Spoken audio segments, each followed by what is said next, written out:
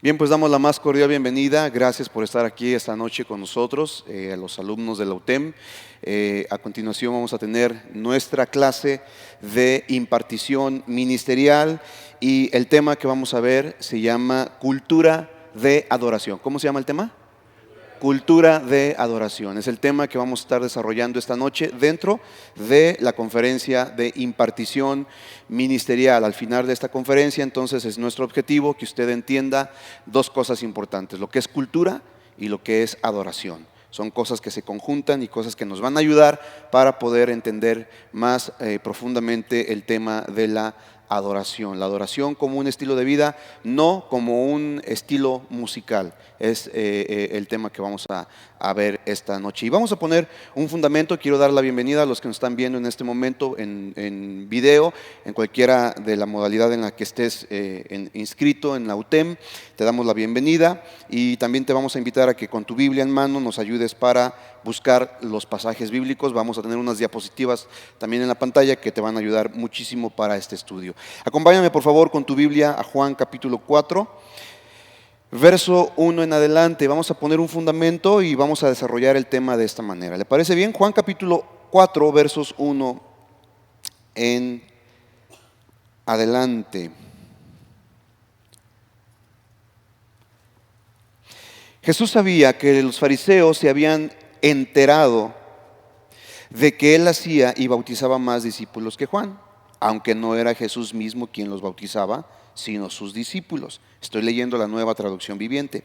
Así que se fue de Judea y volvió a Galilea. En el camino tenía que pasar por Samaria. Entonces llegó a una aldea samaritana llamada Sicar, cerca del campo de Jacob, que el campo de Jacob le dio a su hijo José. Allí estaba el pozo de Jacob y Jesús, cansado por la larga caminata, se sentó junto al pozo cerca del mediodía. Poco después llegó una mujer samaritana a sacar agua y Jesús le dijo: por favor, dame un poco de agua para beber. Él estaba solo en ese momento porque sus discípulos habían ido al Walmart, a una aldea cercana, a comprar algo para comer. La mujer se sorprendió, ya que los judíos rechazan todo trato con los samaritanos. Entonces le dijo a Jesús: usted es judío y yo soy una mujer samaritana. ¿Por qué me pide agua para beber? Jesús contestó: si tan solo supieras el regalo que Dios tiene para ti y con quién estás hablando, tú me pedirías a mí y yo te daría agua viva. Pero Señor, verso 11, usted no tiene ni una soga ni un balde, le dijo ella, y este pozo es muy profundo. ¿De dónde va a sacar esa agua viva? Además, ¿se cree usted superior a nuestro antepasado Jacob, quien nos dio este pozo? ¿Cómo puede usted ofrecer mejor agua que la que disfrutaron él, sus hijos y sus animales? Jesús contestó: cualquiera que beba de esta agua pronto volverá a tener sed, pero todos los que beban del agua que yo doy no tendrán sed jamás. Esa agua se convierte en un manantial que brota con frescura dentro de ellos y les da vida eterna. Verso 15, por favor, Señor, le dijo la mujer, dame de esa agua, así nunca más volveré a tener sed y no tendré que venir aquí a sacar agua. Jesús le dijo, ve y trae a tu esposo. No tengo esposo, respondió la mujer. Es cierto, dijo Jesús, no tienes esposo, porque has tenido 5 esposos y ni siquiera estás casada con el hombre con el que ahora vives. Ciertamente, dijiste la verdad. Verso 19, Señor, le dijo la mujer, seguro que usted es profeta, así que dígame, ¿por qué ustedes los judíos insisten en que Jerusalén es el único lugar donde se debe adorar, mientras que nosotros los samaritanos afirmamos que es aquí, en el monte Gerizim, donde adoraron nuestros antepasados? Jesús le contestó, créeme, querida mujer, que se acerca el tiempo en que no tendrá importancia, digan conmigo, no tendrá importancia, si se adora al Padre en este monte o en Jerusalén.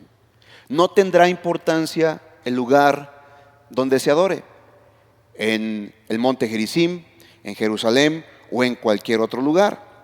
Verso 22, ustedes los samaritanos saben muy poco acerca de aquel a quien adoran, mientras que nosotros los judíos conocemos bien a quien adoramos, porque la salvación viene por medio de los judíos. Pero se acerca el tiempo, de hecho ha llegado ya, cuando los verdaderos adoradores adorarán al Padre en espíritu y en verdad.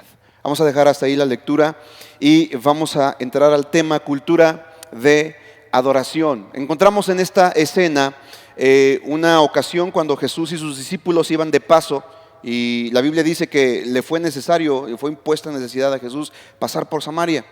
Y de camino se sentó en un pozo, el pozo de Jacob, y ahí llegó una mujer y se entabló esta conversación. Conocemos la historia, conocemos el desenlace. La mujer le dice: pues tú eres profeta, has dicho mi vida, ¿verdad? He estado casada 5 veces y con quien vivo pues no es mi marido. Y Jesús le empieza a hablar sobre adoración, le comienza a hablar y a describir el tema de la adoración. Ahora, ¿por qué será importante para ti, para mí, como para la sociedad, entender la cultura de adoración? Muy sencillo, porque lo que adoramos, eso es lo que nos gobierna. Lo que adoramos es lo que nos gobierna. Jesús tiene un sueño que será posible solo con el entendimiento de una iglesia con la cultura del reino de Dios. Una iglesia con un modelo cultural que no sea de este mundo. Una iglesia con una estructura de cultura que no se amolde al tiempo, al lugar donde está viviendo, a la situación o posición geográfica, sino que realmente entienda los principios y el modelo de Dios para su iglesia. Ese es el sueño de Jesús, que la cultura de adoración, o que la iglesia se levante con el entendimiento de la adoración, que no tenga que venir solamente a un lugar para adorar, sino que entienda que su vida es un altar de adoración constante. ¿Vamos bien hasta aquí? Entonces, ¿cuál es el sueño de Jesús? ¿Qué es lo que Jesús quiere? Jesús quiere tomar su lugar entre las naciones, y lo hará solo a través de ¿quién crees? A través de la iglesia. Jesucristo tomará su lugar en las naciones a través de ti, como el cuerpo de Jesucristo, como la iglesia de Jesucristo. Ahora, pero de pronto, cuando hablamos de que Jesús quiere tomar su lugar entre las naciones, de pronto surgen textos como el que está a continuación.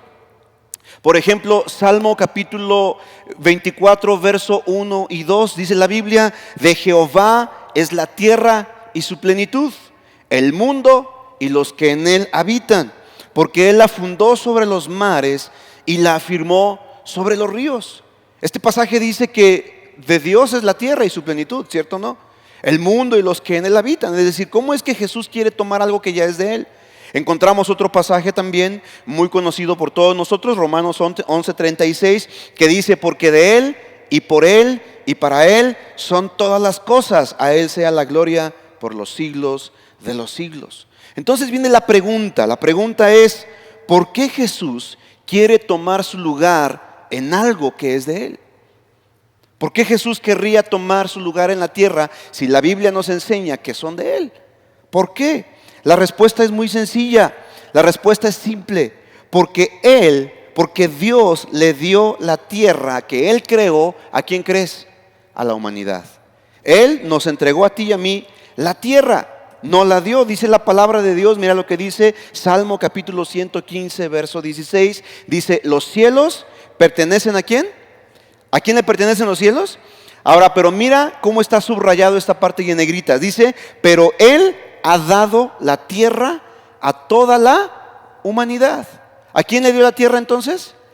A ti y a mí. Dios creó el universo, Dios creó la tierra. Jesucristo, la Biblia dice, acabamos de leer en Romanos, la Biblia dice en Juan, la Biblia dice en Colosenses, que por medio de Él todo lo que vemos, todo lo que existe fue creado. Pero Él lo hizo con un propósito. Él hizo la creación y luego nos entregó a nosotros las llaves del reino. A nosotros nos dio la autoridad para poder sojuzgar, para poder gobernar esta tierra. Pero ¿qué sucedió? ¿Qué fue lo que pasó? El hombre falló en su asignación. Digan conmigo: falló en su asignación. Él no es hombre para que mienta, dice la Biblia, ni hijo de hombre para que se arrepienta. Lo que Él dijo y prometió, Él lo hace. Entonces tú y yo tenemos la responsabilidad de esta tierra. Así que Dios, desde el jardín, Él en el Edén, estaba estableciendo un acuerdo con el ser humano, con Adán y Eva. Y ese acuerdo fue el siguiente. El acuerdo fue: yo gobierno en el cielo y ustedes gobiernan la tierra como mis representantes. Básicamente ese era el acuerdo. Yo soy el Dios de todo lo creado, yo soy el Dios de todo el universo, pero ahora ustedes son mis representantes en la tierra. Yo gobierno en el cielo, ustedes gobiernan en la tierra. Y este acuerdo iba bien, estaba funcionando de acuerdo al plan original. Mientras el hombre y la mujer se mantenían unidos a Dios en una relación personal profunda, mientras no había nada que estorbara esta relación, el hombre estaba ejerciendo correcto dominio sobre la tierra. Pero ¿qué pasó? ¿Qué fue lo que sucedió? Sabemos la historia. Entró el pecado, entró la codicia, entró la maldad y como consecuencia vino una separación, vino una muerte espiritual, la muerte es separación. ¿Y qué sucede? Entonces el hombre pierde de vista su asignación, pierde de vista a Dios. Pero algo muy interesante, cuando Dios decide expulsar al hombre y a la mujer del paraíso, Dios no le quitó al ser humano sus capacidades, sus habilidades, sus destrezas, no le quitó todo ese potencial que Dios había puesto dentro de él. Y algo que no fue quitado en la vida del ser humano es la necesidad de adorar. La necesidad de adorar a alguien, y en este caso la necesidad de adorar a Dios. Junto con el pecado, junto con la maldad, junto con la desobediencia, el hombre perdió de vista a quien adorar. ¿Vamos bien hasta aquí? Así que Dios desde el jardín del Edén estaba haciendo este acuerdo. Le estaba diciendo al hombre y a la mujer: yo gobierno en el cielo y ustedes gobernarán en la tierra. Entonces ese es el plan original de Dios. Y este plan incluye dos cosas: intimidad y gobierno. Digan conmigo: intimidad y gobierno. ¿Qué significa esto? Que tú y yo vamos a ejercer correcto gobierno en el área que Dios nos ha puesto para gobernar, para sojuzgar, siempre y cuando tengamos una correcta identidad o intimidad con Dios. Porque la Biblia dice: separados de mí, nada podéis hacer. Génesis capítulo 1 verso 28 nos habla, el Señor nos dio palabras o órdenes que tienen un alto contenido de gobierno. ¿Cuáles son esas palabras? Mira lo que Dios nos dijo en el huerto del Edén. Básicamente le dijo al hombre: estas son asignaciones de gobierno. En primer lugar le dijo: fructificad. ¿Qué le dijo? Fructifica, da fruto. En segundo lugar le dijo: multiplícate. Fíjate cómo son asignaciones de gobierno. Esto tiene que ver con gobierno. Fructifica, multiplícate. Y luego le dice ¿qué? Llena la tierra. Y luego le dijo algo muy importante: sojúzgala, señoréala. En siguiente lugar, señoréala, sé el Señor de toda la tierra. ¿Me sigues o no? Estas son asignaciones de gobierno que el hombre iba a poder establecer en la tierra en la medida en que el hombre estuviera en intimidad y en relación con el Padre. Pero ¿qué sucedió? Se rompió esa intimidad, se rompe esa relación y entonces se pierde de vista la asignación de gobierno que Dios le dio al ser humano. Fructificar habla de carácter, multiplicar habla de desarrollar los dones, llenar la tierra habla de influencia, sojuzgarla habla de ejercer autoridad, habla de establecer lineamientos, señorearla habla de ejercer dominio sobre ella. Y todo esto es posible y será posible desde la intimidad con Dios y con una relación interpersonal con Él. Jesús dijo: separados de mí, nada podéis hacer, en Juan capítulo 15, verso 5. Ahora, ¿por qué estamos hablando todo esto? Porque cuando el ser humano se distanció de la intimidad con Dios a causa del pecado, cuando el hombre rompió esa relación y esa comunión a causa del pecado, siguió con el instinto de gobernar. Escúchame bien, siguió con esta asignación, con este instinto de gobernar, de manipular, de controlar. ¿Me estás siguiendo? Siguió con esta necesidad de poder ejercer dominio, pero a su manera. Ven conmigo, a su manera. No a la manera de Dios, no como Dios quería que fuera, sino como Él lo estaba desarrollando o lo estaba queriendo hacer. ¿Cierto o no? Hoy en día tú y yo estamos muy acostumbrados a querer tener el control de las cosas. ¿Qué sucede cuando tú no tienes control de algo? Te desesperas, te afanas, te preocupas, ¿cierto o no? ¿Por qué? Porque estamos muy dados a tener el control. Queremos tener el control de la casa, el control de las finanzas, el control del tiempo, el control sobre otras personas. ¿Sabes? Cuando Dios nos puso a gobernar la tierra, a sojuzgarla, nunca nunca su intención fue que nosotros gobernáramos sobre otro igual. Siempre fue gobernar sobre la creación, sobre la tierra, sobre los animales, sobre las inclemencias del tiempo, sobre todo lo que Dios había creado. La intención de Dios era que tú y yo gobernáramos sobre eso. Pero cuando perdimos de vista la intimidad con Dios, entonces surge en nosotros la necesidad de gobernar, pero ahora queremos gobernarnos unos a otros, controlarnos unos a otros. ¿Estoy diciendo verdad o no? ¿Está conmigo esta noche? Entonces, ¿qué fue? Siguió con el instinto de gobernar, pero a su manera. Y eso fue lo que cada generación comenzó a hacer. Fueron sacando a Dios de la escena de la historia de la humanidad. Fueron sacando a Dios poco a poco de sus propias vidas. Sin embargo, todavía tenían la necesidad intrínseca de adorar a algo o a alguien. De esta manera se fueron desarrollando, se fueron formando las ciudades. De esta forma se fueron formando las culturas. Por ejemplo, encontramos la primera civilización en el libro de Génesis. Dice la Biblia que entonces, después del diluvio, ¿se acuerda? Génesis capítulo 11, si mal no recuerdo, después del diluvio dice que salió un grupo de personas, se establecieron en una llanura del Sinar, dice ahí la Biblia, y dice que entonces todos se pusieron de acuerdo para levantar una torre. Y esa torre, la intención de esa torre, ¿cuál era? ¿Llegar a dónde? Llegar al cielo, ¿verdad? Llegar al cielo, dice, para que si fuéramos esparcidos por toda la tierra, no suframos el mismo problema, no seamos dispersos, sino que tengamos un punto de reunión. En este momento, en este lugar, vemos cómo el ser humano comienza a establecer su propia religión. Si analizamos el concepto de la Torre de Babel, vemos cómo dice la Biblia que ellos comenzaron a fabricar ladrillos en lugar de usar piedras, y comenzaron a usar asfalto o mezcla en lugar de lo que ya había de forma natural. ¿Qué significa esto? Ellos querían alcanzar el cielo por sus propios medios, por sus propios recursos. ¿Sabe qué, amado? Esto se llama religión. La religión no es otra cosa sino el esfuerzo del ser humano por alcanzar el cielo.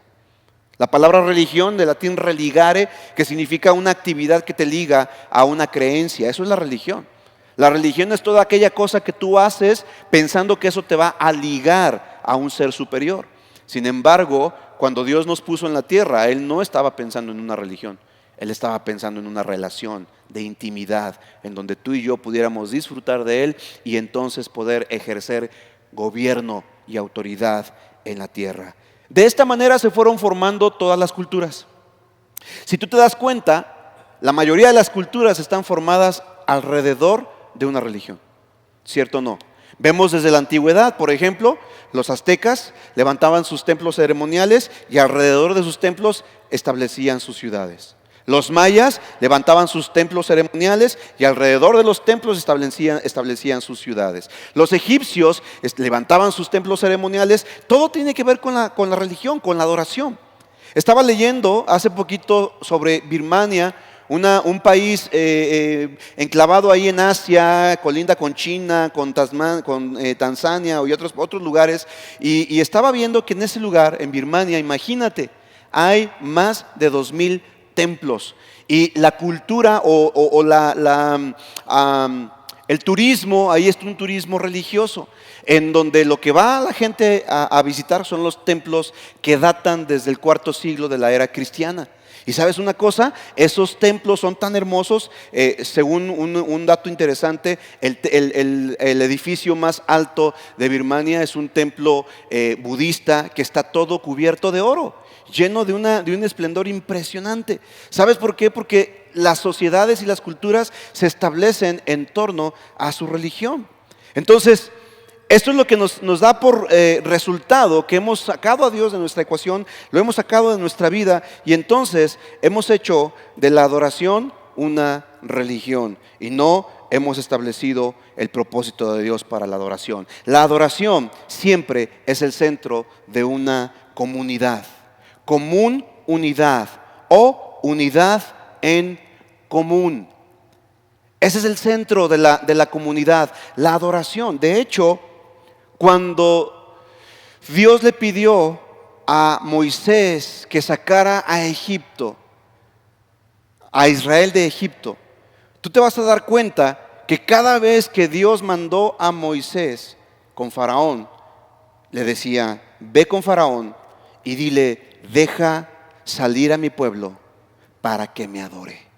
Deja que salga de la esclavitud para que me sirva, para que me adore. No fue sino en el desierto donde Dios comenzó a levantar el pueblo de Israel. Y obviamente el pueblo de Israel se levantó en torno o alrededor de la adoración a Dios. Fue Dios quien estableció el tabernáculo, fue Dios quien le dio las medidas a Moisés, y a través de esas medidas entonces el pueblo de Israel, dice la Biblia, que estableció el campamento, y durante 40 años los sacerdotes, los hijos de Aarón, cargaban el altar y movían el altar, el tabernáculo, dependiendo en donde se moviera la nube o la columna de fuego, y todo el pueblo caminaba en torno a la presencia de Dios, en torno a su lugar de adoración. Entonces la adoración siempre es el centro de una comunidad. Lo vemos en México. México es un país que sabe adorar, ¿cierto o no? Cada 12 de diciembre, cada 12 de octubre, cada salida de la Virgen, la gente sale y se volca a las calles para adorar. El problema es a quién están adorando. Porque como lo dijimos hace un momento, en el corazón del hombre está intrínseca esa necesidad de adoración. El problema es que hemos perdido de vista a quién adorar, a quién adoramos. Entonces, vamos a ver en primer lugar, Él vino para buscar y salvar lo que se había perdido. Lucas 19:10 dice la Biblia que Jesucristo vino para buscar y salvar, ¿qué?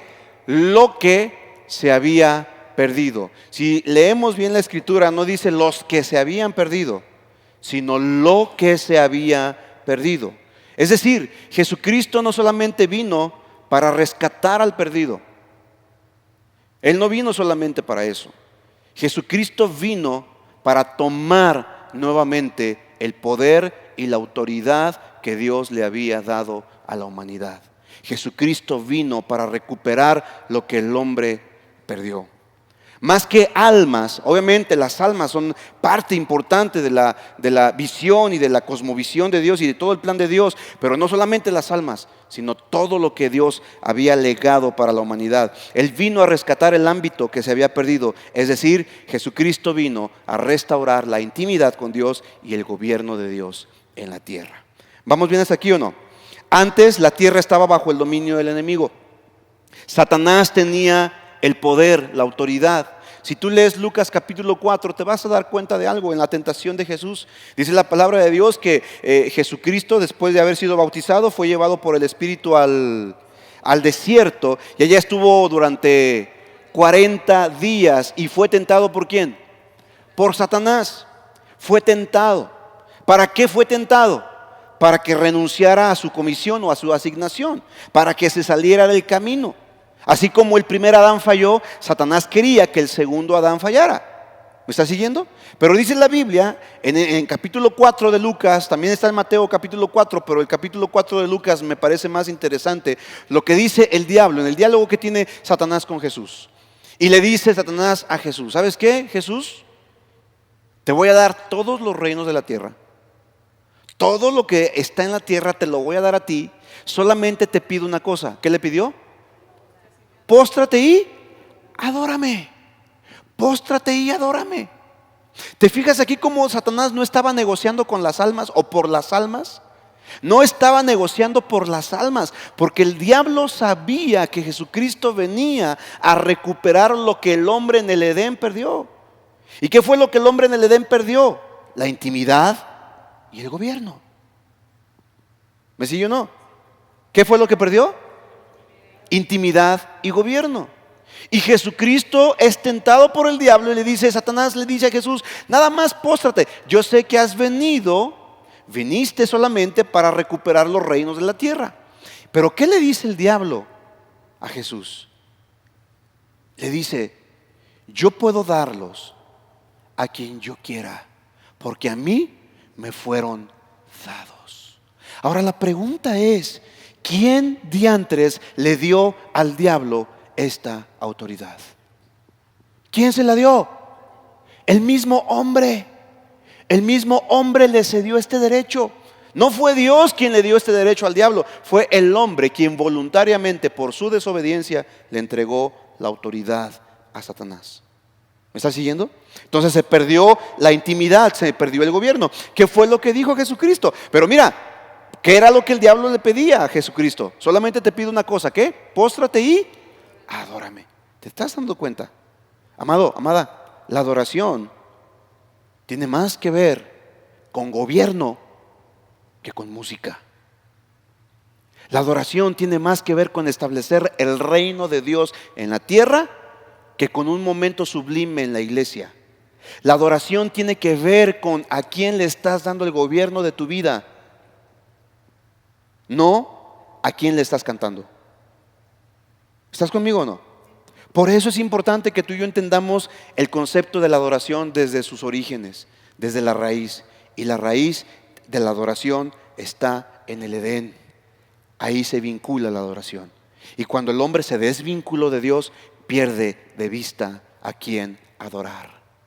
Por eso tú y yo como iglesia, cuando venimos a la iglesia, venimos a las reuniones, la adoración no es solamente 30, 40 minutos en el altar cantando música o canciones bonitas. La adoración es un aroma fragante que sale de nosotros continuamente, todos los días, 24/7, en donde quiera que estemos, para que de esta manera, a través de nuestra intimidad con Dios, podamos ejercer gobierno y autoridad en la tierra. ¿Vamos bien hasta aquí? ¿Estamos conectados en el tema? Cuando la Biblia dice, Mateo 28, 18 al 20, Jesús se acercó y dijo a sus discípulos: se me ha dado toda autoridad en el cielo y en la tierra. Por lo tanto, vayan y hagan discípulos de todas las naciones. Mira lo que dice: se me ha dado autoridad. ¿En dónde? En el cielo y en la tierra. ¿Cómo fue que ganó esa autoridad? El diablo le estaba ofreciendo un atajo. ¿Sabes? El diablo siempre te va a ofrecer atajos. Cuidado con los atajos.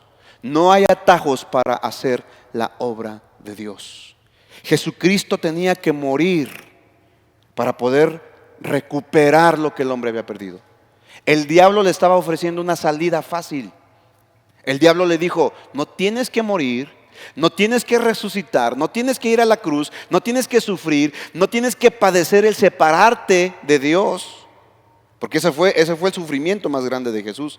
No fueron los clavos, no fue la corona, no fueron los latigazos. El sufrimiento más grande de Jesús fue la separación que tuvo con el Padre.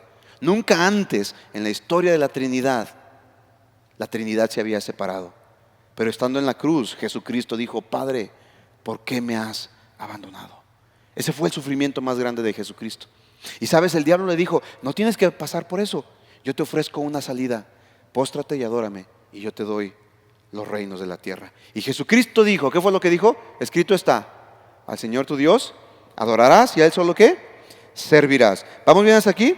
Entonces dice la Biblia 19, capítulo 28 de Mateo: por lo tanto vayan y hagan discípulos de todas las naciones, bautizándolos en el nombre del Padre y del Hijo y del Espíritu Santo.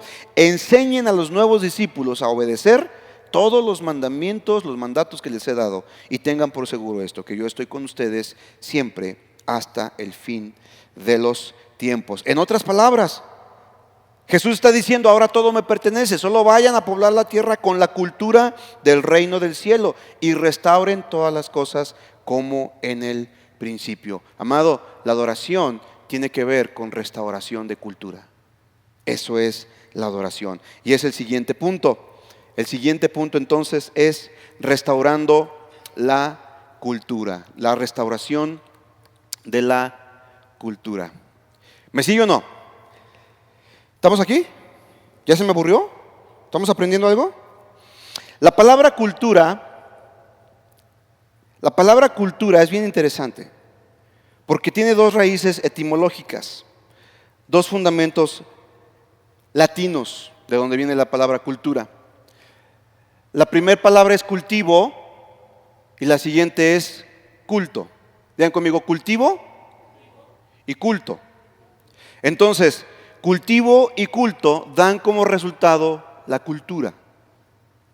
La cultura de una sociedad, la cultura de una familia, la cultura de una iglesia, la cultura de una colonia, la cultura de una ciudad está determinado por lo que cultiva y por lo que culta.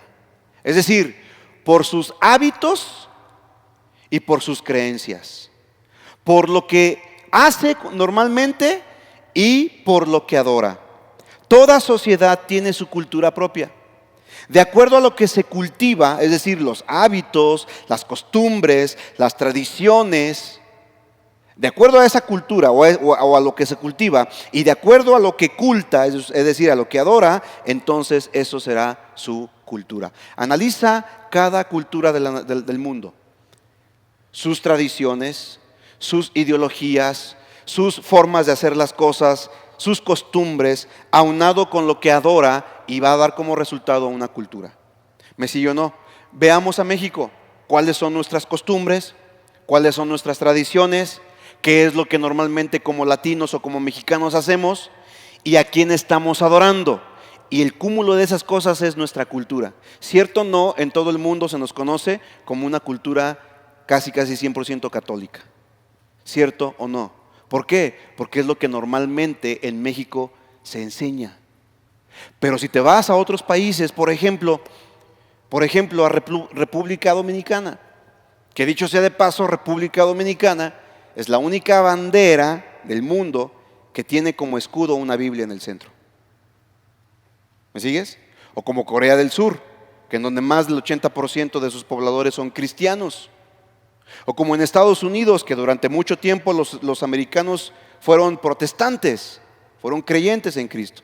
¿Sí? Pero ahí están sus tradiciones, sus costumbres, junto con lo que adoran. Entonces, ¿qué es una cultura? Cultura es el conjunto de hábitos que norman la conducta de una persona o de una sociedad. Es el conjunto, cultura es el conjunto de hábitos y principios que norman la conducta de una sociedad. Y está determinado por lo que culta y por lo que cultiva. Ahora, adoración, es decir, nuestro objeto de culto. ¿Qué es nuestro objeto de culto en México? Ya lo sabemos, ¿verdad? Sabemos todo qué es lo que en México se adora. Y luego, en siguiente lugar, nuestro objeto de culto desarrolla una cultura. Entonces, a lo que estamos adorando, eso va a traer como consecuencia el desarrollo de nuestra cultura. Pero luego, el desarrollo de la cultura va a establecer un gobierno. ¿Se fija cómo va ligado una cosa con otra? Es decir, si lo que yo adoro, mi objeto de culto es mi adoración. ¿Qué es lo que yo estoy adorando? ¿Qué es lo que este país adora? Ok, lo que este país adora, ese es su objeto de culto. Y como consecuencia de ese objeto de culto está desarrollando una cultura. ¿Sí ve la relación? Y después de desarrollar esa cultura, entonces en esa cultura se establece un gobierno. Y yo pregunto, ¿qué es lo que nos gobierna en México? ¿Se da cuenta? Ahora vemos la necesidad de la iglesia de predicar el evangelio, de hablar de la adoración, porque la adoración es un asunto de gobierno, no es un tema de entretención. ¿Nos queda claro? ¿Estamos bien hasta aquí o no? Entonces, lo que es tu objeto de culto determinará lo que te gobierne. A quien rindas adoración será lo que te domine. Yo quiero preguntar, en México, ¿a qué le rendimos adoración? A lo que le rindamos adoración será lo que nos domine. ¿Qué crees lo que está dominando en México? ¿Quién es el objeto de culto en México? ¿Vamos bien hasta aquí o no? ¿Sí? Vamos rápidamente a la conclusión. Así me voy a ir bien rápido porque quiero ir al siguiente tema. Ya hablamos de la formación del pueblo de Israel como nación. Tú lo puedes ver en Éxodo capítulo 7, verso 16. Anótalo si quieres, de tu casa lo lees. Éxodo 7, 16. Éxodo capítulo 8, verso 1. Éxodo capítulo 8, verso 20. Éxodo capítulo 9, verso 1 y verso 13. Y ahí vemos cómo cada vez Dios le pidió a Moisés que le dijera a Faraón: deja salir a mi pueblo para que me adore, para que me sirva. Y entonces Faraón se enojó, tú conoces la historia, y entonces tuvo que dejarlo ir después de la 10ª plaga. Ahora, el sueño de Dios fue salvarnos. Escucha bien, amado. Es salvarnos no para crear una religión. Amados, no tiene que ver con religión. O sea, vamos a quitarnos de nuestra mente ese término, esa palabra. Ni siquiera somos una religión. No tienes por qué encuadrar tu vida en una religión, porque Jesucristo no vino a fundar una religión o establecer una religión. El sueño de Dios no fue crear una religión. No nos salvó para pertenecer a una religión, sino para pertenecer a una familia. ¿Me sigue? Entonces, Él quiere que tú y yo le rindamos culto a Él, formando nuevos hábitos, formando nuevas costumbres según los principios del cielo, según los principios de la palabra de Dios, generando así una cultura propia que perdura hasta el día de hoy. ¿Qué es la asignación de la iglesia, amados? La asignación de la iglesia es un cambio de culto. ¿Para qué? Para que entonces venga un cambio de cultura y como consecuencia afecte el destino de esta nación. Ya lo estamos viendo en algunos países. Hace poquito supimos de el terremoto que hubo en Filipinas, ¿te acuerdas? ¿Qué sucedió en Haití. ¿Te acuerdas cómo el terremoto devastó casi todo el país de Haití? Ahora, qué impresionante que Haití y República Dominicana comparten el mismo archipiélago, la misma isla. ¿Tú sabías eso? Comparten el mismo pedazo de tierra en el océano.